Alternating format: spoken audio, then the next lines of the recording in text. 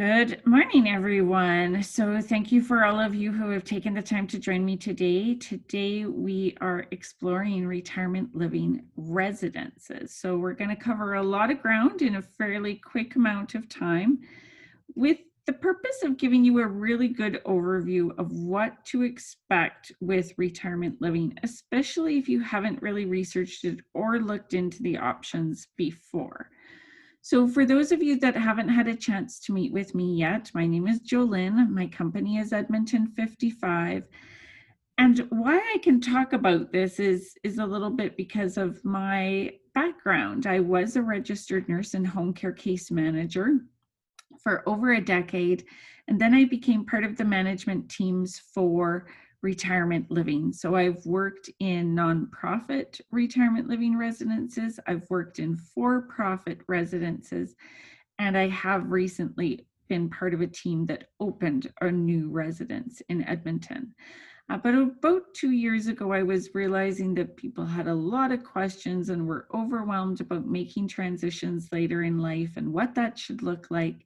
And so Edmonton 55 really started out of that need to help people either age in place at their home or help them manage transitions and explore all the options, because so many times people don't understand what's available out there.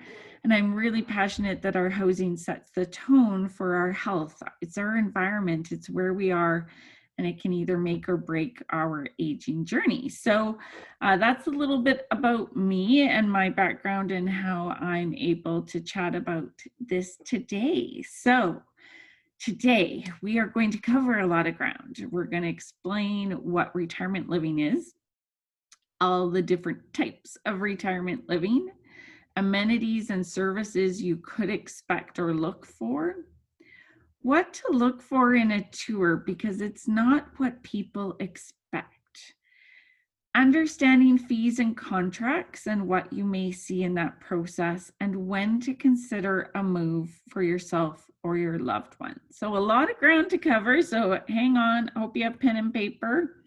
And I hope to be able to put this on my website as well in case you miss anything. So what are the types of retirement living options? There's a lot. You can have a senior's apartment, supportive living, designated supportive living, retirement living, independent living, assisted living, and memory care. And these actually all cluster under the term retirement living options. And this is where the confusion happens because there's no regulations to these names. There's not a lot of easy information about how to pick what is right for you. So I just want to briefly explain these. A senior's apartment generally has no other services. It's a standalone apartment building with an age restriction, but not much else for services at all. Supportive living is like independent living, but there's meals and housekeeping available and usually social activities. Designated supportive living is the Alberta Health Services program that's mostly for assisted living, and you do need to qualify based on care requirements. Retirement living is a catch-all phrase for all of this, which makes it kind of tough. And then independent living generally means that there is less help and support. So you're pretty much on your own with figuring out those options. And then you do have assisted living, which is generally providing some care. So I've got a question on condos and life lease. That is a different seminar that I believe is coming up Friday. So you can most certainly take a look at the Edmonton 55 website for details on all of that. And then assisted living is more care related.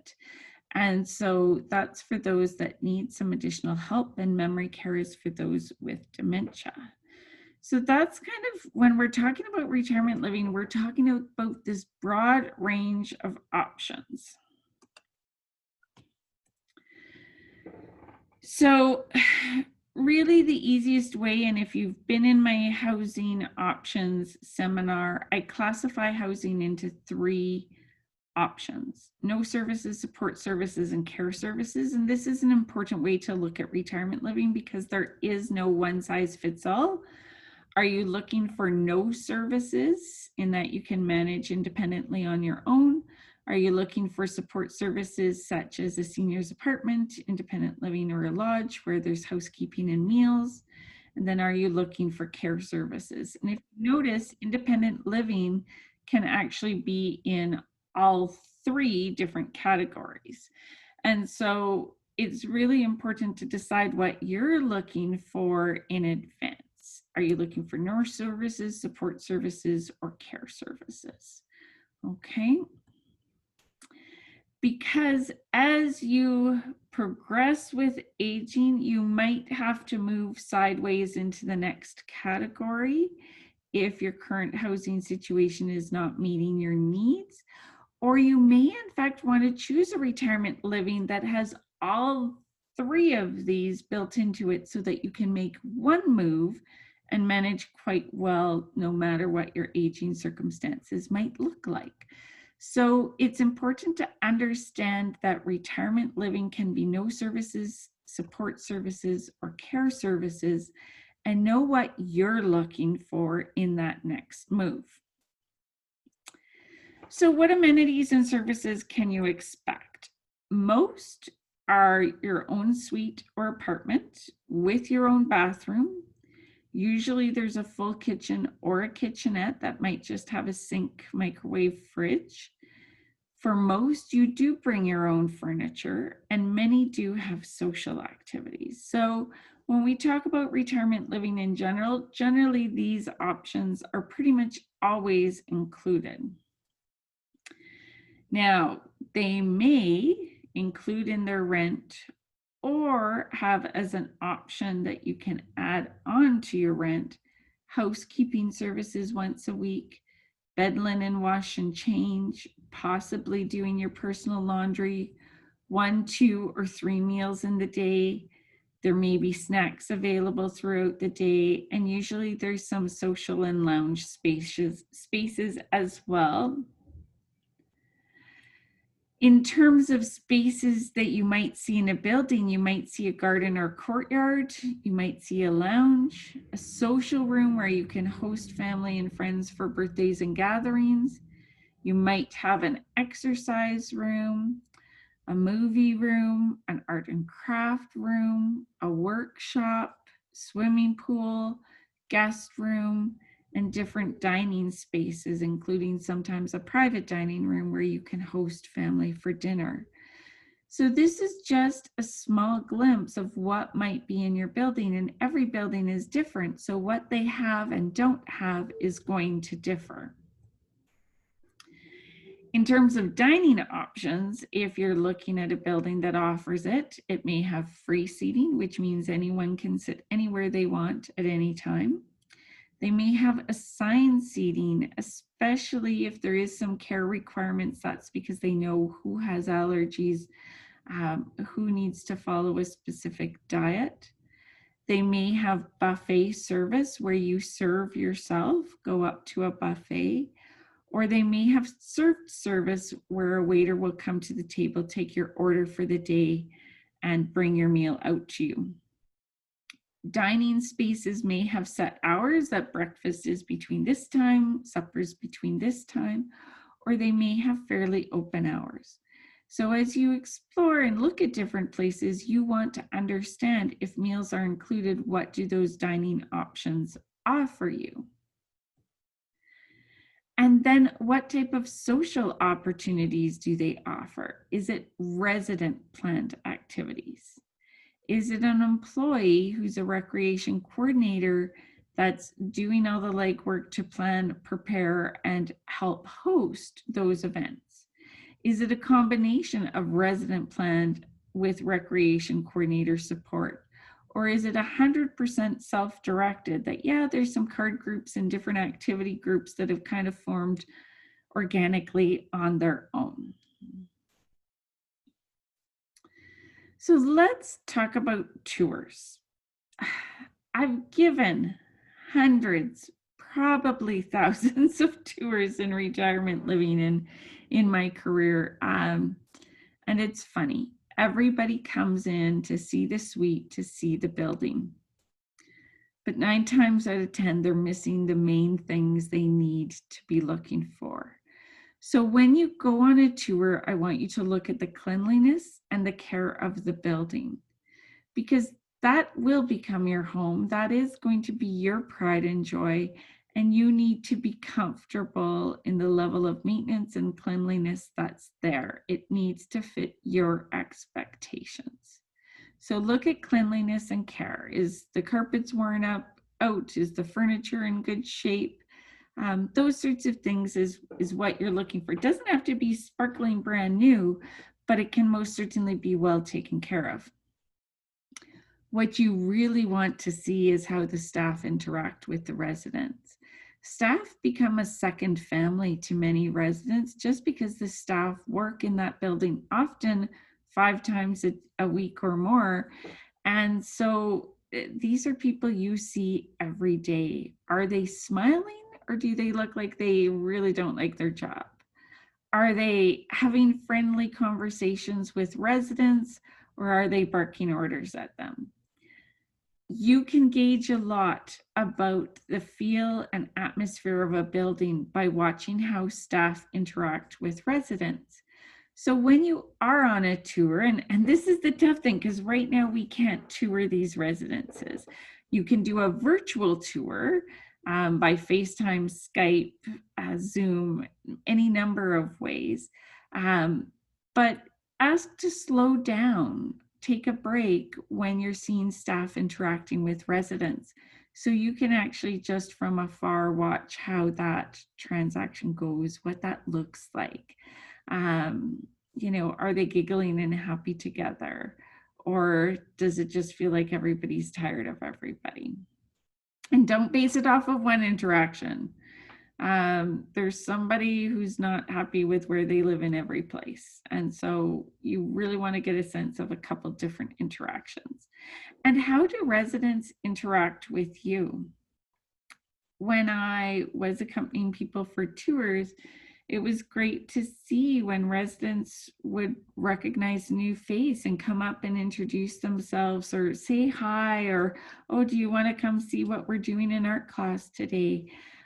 Or are they just really standoffish and could care less that there's somebody new to meet? Because that's going to fit with your level of expectations. Are you looking for a very social place, or are you looking for a place that you can just be left to your own?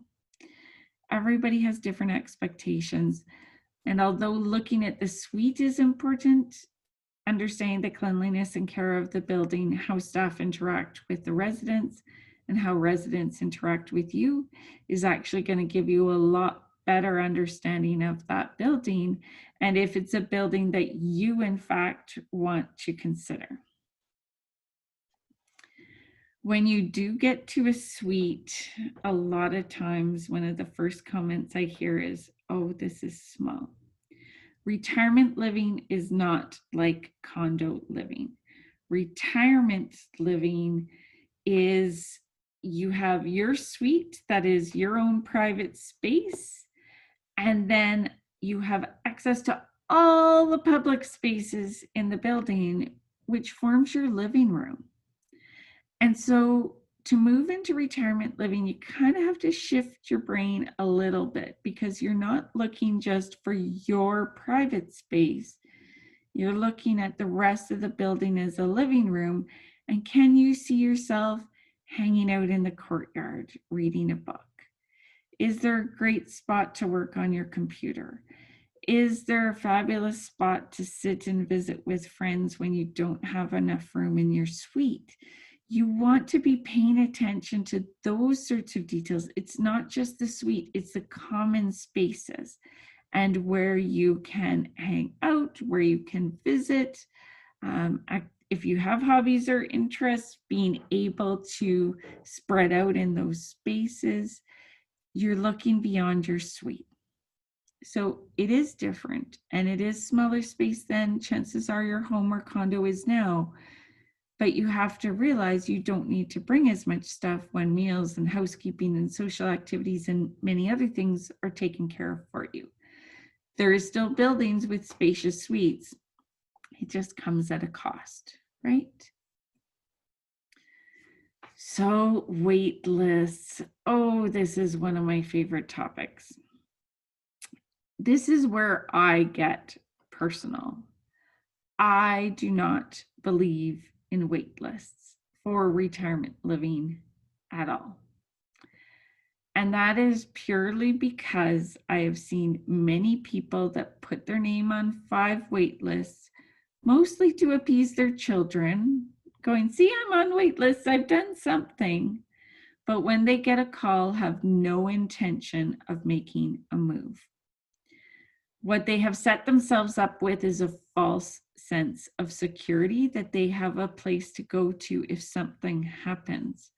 Well, if something happens, if you broke your hip or you were ill, there's no guarantee that being on a wait list is going to get you in any faster. If you're not at the top of the wait list, you're not getting in. So that hasn't helped you. And if you're on a wait list for 5 or 6 places, well, which one is your favorite? Only put your name in at one, because why would you settle for 4th, 5th, or 6th best? The whole idea of moving before a crisis is to pick where you want to be. So pick your first choice. Don't pick 2, 3, 4.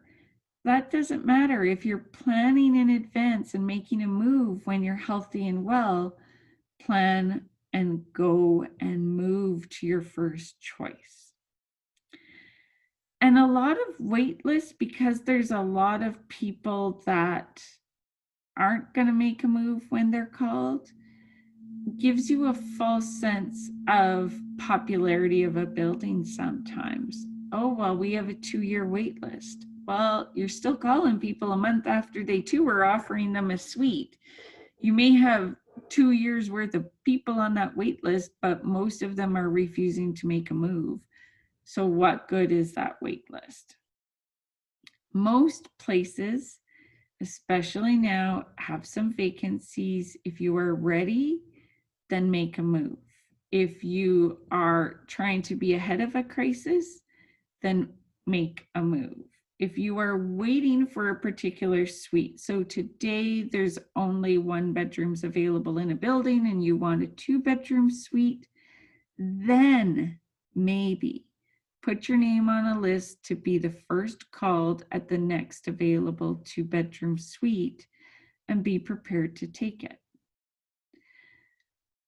Where I don't want people putting their name on a wait list is just for that sense of security, because you're not going to get it. Nothing happens if you have a crisis and you were on a wait list. It doesn't help you.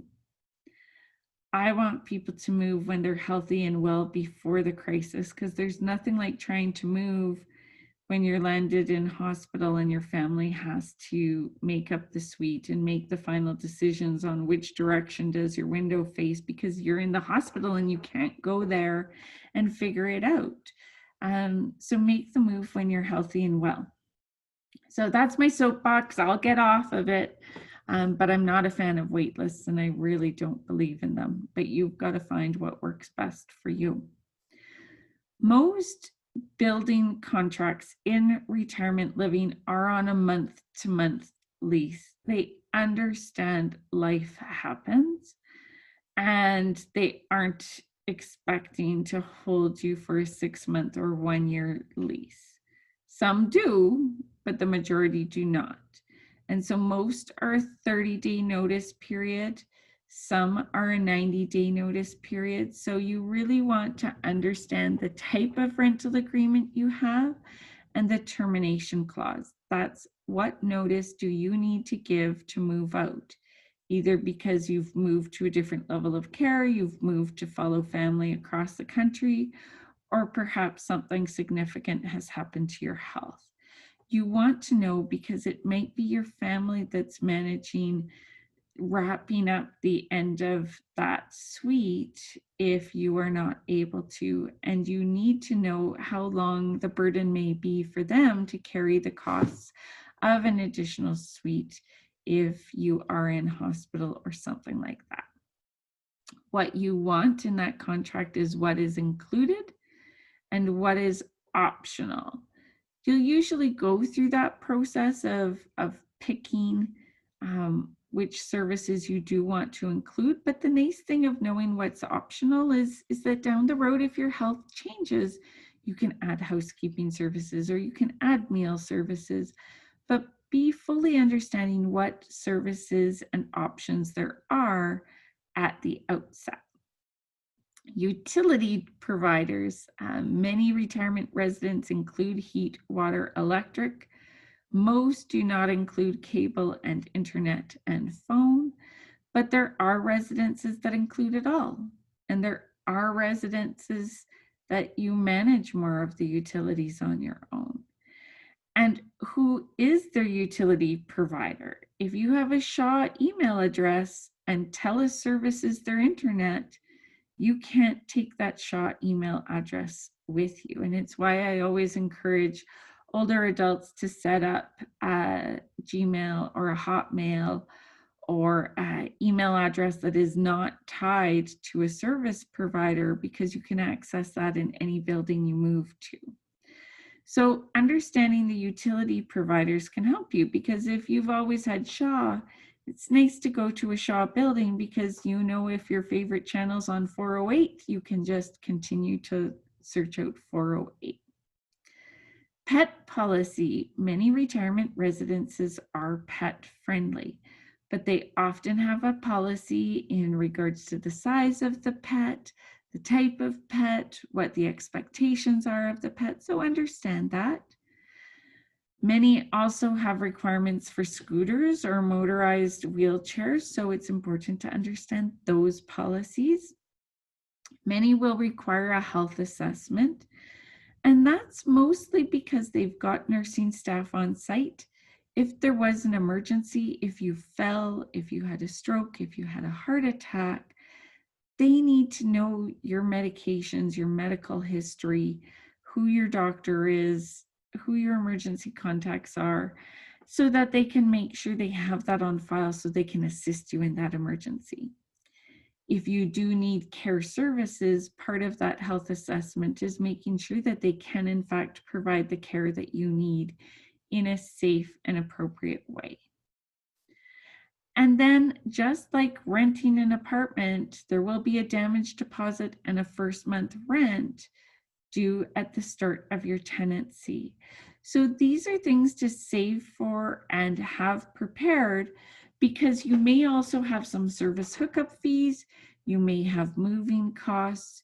You want to be prepared for all of that before you make a move to retirement living, rather than being caught off guard that now there's a damage deposit equivalent to first month rent that you weren't anticipating.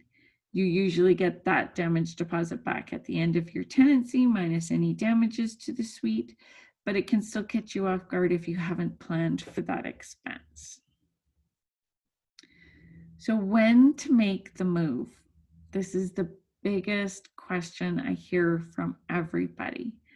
They've done their research, they've gone out and saw a variety of different types of housing providers and retirement living residences, and they've decided on their top one or two.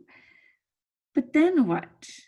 How do you decide when you're ready to leave your home? How do you decide what the timeline looks like for making that move? It can be overwhelming. So there's a couple ways you can make a move into retirement living, and today I just want to give you options so you're aware of what those options look like. You can sell, if you own, you can sell your home first or after your move. So a couple pros and cons with this. If you are selling your home first, there is no guarantee that your preferred suite is available when you want to move into it. Because with a sale, you never know what the timeline is between finding a buyer and what their possession date they're going to offer. So it is a little bit harder to plan this way. But if you've narrowed down to your top residence or two, once you sell your house and you've got an offer that's on it, then hopefully within your two residences, there's an availability in a suite that can work for you. Otherwise, those that tend to have really particular expectations on the suite they want, when you find it, secure that suite, negotiate as long as of possession as you can, but it might only be up to a month, maybe 2 months, and then get selling your home. And you might still be carrying that home and the costs and showing it for a couple months after you move in, but it's making sure you've got the finances that can manage that. With a move before or after, part of what you need to look for in selling your home is the preparedness of your home. If you've got a lot to declutter, then maybe selling the home after you move will be easier because you can hire a senior move manager to come in and help manage the items that you are not taking or do not fit into your new suite. And that way you're not disturbed with constant showings. You're not having to keep the home clean. You clean it once, and for the most part, it's good, other than doing your insurance checks every 3 days. So for some people, they find it a lot less stressful to move into retirement living first and then sell their home because they're not there. If a showing is going to happen at 8 o'clock on a Monday night, it's not a problem. It's not going to disrupt them. They're sitting in the retirement residence. The home is vacant. So there's pros and cons to selling before or after, but there are options. There are also financial options that allow you to get equity from your home to help cover your damage deposit, your first month rent, your moving costs, things like that, and you still don't have a monthly payment until your home sells, but it gives you that peace of mind of having some income in your pocket from your home so that you can use it and live off of that before your home sells. So usually you need to go through a mortgage broker for that. It's still not a mortgage in the official sense, but it can take 2 to 4 weeks to qualify for that option. So you may want to explore that option in advance just to know what you can and can't get out of your home if you need to have that cash flow up front. The biggest mistake I see is people waiting too long. Oh, I'll move next year. Oh, I'll move in the next 2 years. Oh, I'll move in 3 years. And then life happens and it's unexpected. And I've seen a lot of people that are very healthy and aging wonderfully one day, and the very next day, their health has taken a drastic turn due to an accident, a fall, a stroke, a heart attack, any number of things. None of us have that crystal ball to know what's going to happen and when. So if you are healthy and well, make that move before a crisis. Being healthy and well and managing in your home is actually the right time to move into retirement living, because you don't know when your health is going to change, and having to have family do a move for you and clear out your house for you because you're in hospital is a traumatic and really hard experience. And so people tell me all the time, well, I'm managing in my home. I'm just going to keep staying here till I can't. Well, what does when you can't look like? Well, when I can't walk, when I'm in a hospital, when I'm in a nursing home, well, then you've missed retirement living. You've missed the social activities. You've missed enjoying life. You've missed all of that. Because the great thing about retirement living is it's this gap piece, this centerpiece, because we can stay in our home and we can age well. We can be in a nursing home. Or we can choose retirement living that's actually the bridge between our home and nursing home, that can actually push off nursing home for a really long time, because there's so much social support, because there's staff that will notice if there's some changes, because things are generally accessible and easier, and you can bathe on your own longer because there's walk-in showers. Because of everything that's there, most people who make a choice for retirement living put off moving into a nursing home much longer than somebody who stays in their home until they can't and then goes to nursing home, because they will have so much more limited resources and services that their health will probably fail at a quicker rate, that will result in them moving to nursing homes sooner.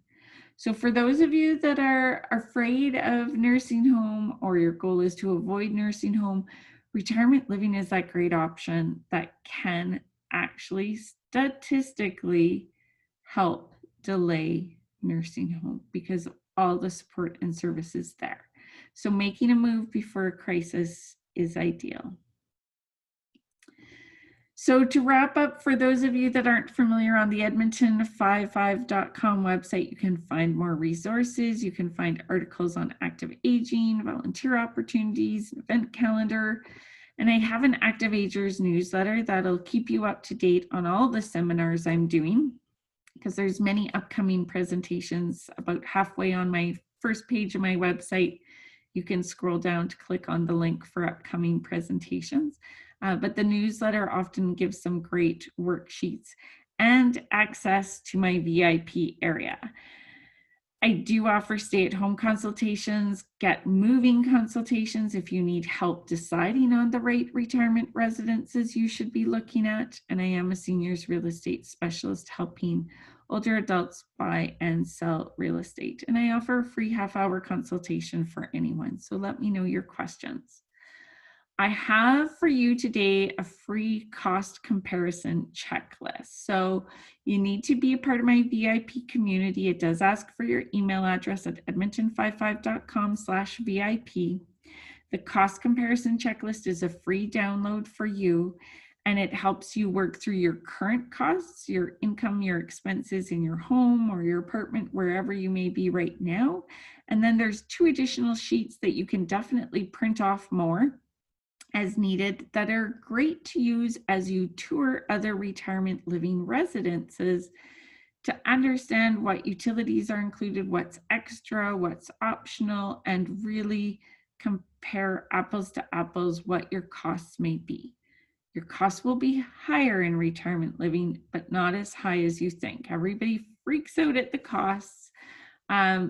But if you really broke down the costs of maintaining your home, paying for groceries, transportation, all of those sorts of things, a lot of times people will save money in retirement living, even with higher rents. It can feel like it doesn't happen, but once you start working on worksheets like this, you start to understand the true value of retirement living.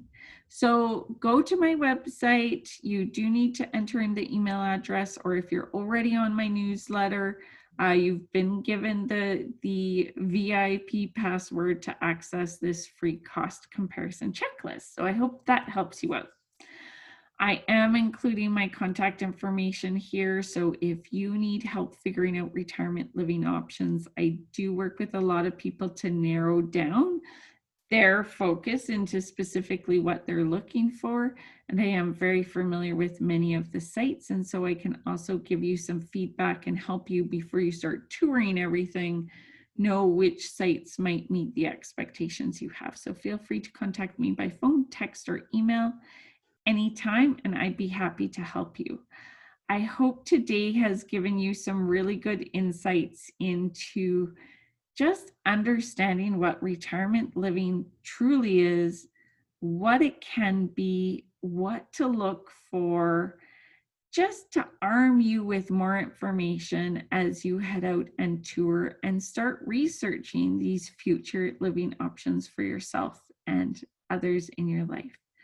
I thank you for joining me today, And I'm just going to shut off recording here and then we'll get to some questions.